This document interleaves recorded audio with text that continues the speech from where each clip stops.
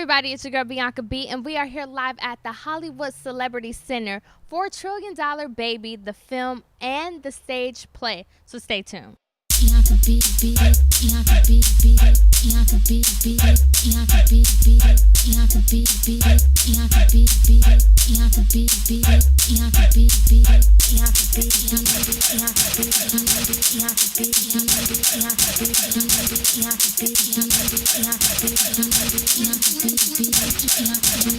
Hi, we are here with the lead tonight. Today is a special day for you. Yes. Explain your character to our viewers. Well, my character is very dramatic. She's very straight to the point.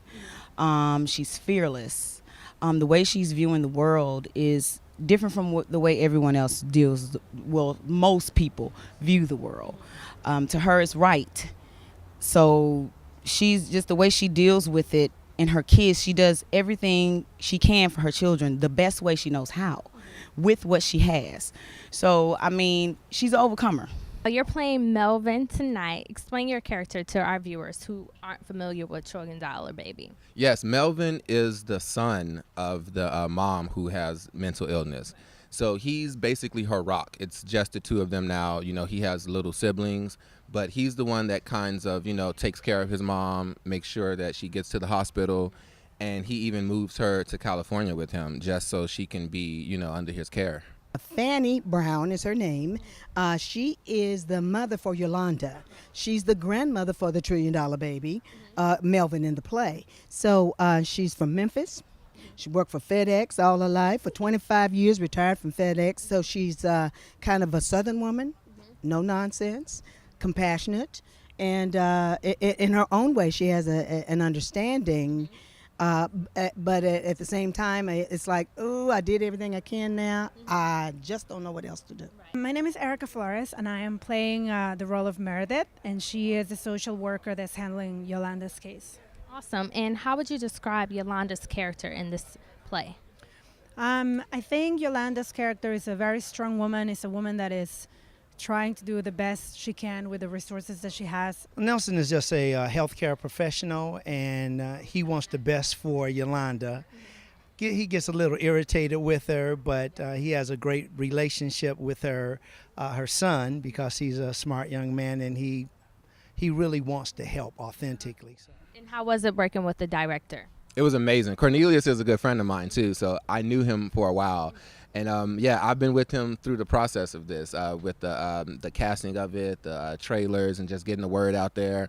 And it's hats off to Cornelius. He's the mastermind behind this. And because of him and this project, like I said, I'm more aware of mental illnesses. He actually is, well, not only the writer, but he's the character. He's the $1 Trillion Baby.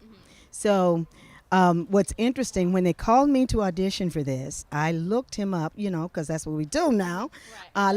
I looked this guy up, and when he told me his last name, I said, looked up Cornelius. I saw $1 Trillion Baby. I said, wonder if this is who this guy is, because he didn't tell me that. He's very collaborative, and he takes in so many people's opinions and sees how it works, and lets the actors kind of feel their character. We are here with the director of the film and the play, $1 Trillion Baby. Tonight is a special night for you. Explain to our audience members why this hits home for you. Well, it hits home because it's my life story. And I've experienced this type of thing, not just for what you guys are going to see today, but it's just a piece of it. And my life has been pretty much, I call it an untold story for a person like myself seeking the truth as to what happened. I'm 27 now, so what happened 27 years ago before I was born, to where I'm still in an unknown place right now as far as to who my father is, and having to deal with a mother who may not be able to really tell me who my father is for whatever reason. And what this play does is it goes a little bit into the actual script for the film, which is the $1 Trillion Baby, to help raise awareness and seek funding to actually make the film happen. And why the title $1 Trillion Baby? Well, in 2010, my mom put out a restraining order against P.Diddy, claiming him to be my father. And she actually also, in her report, tried to sue him for $1 trillion. And media and reporters started contacting me because I had to block out my Facebook. Being an artist, I didn't want my name and image to be tarnished, with that type of story until we were really able to get some truth out of everything. And when they started contacting me and they couldn't see what I looked like, they started writing reports in the media saying, "Who's the $1 trillion baby?"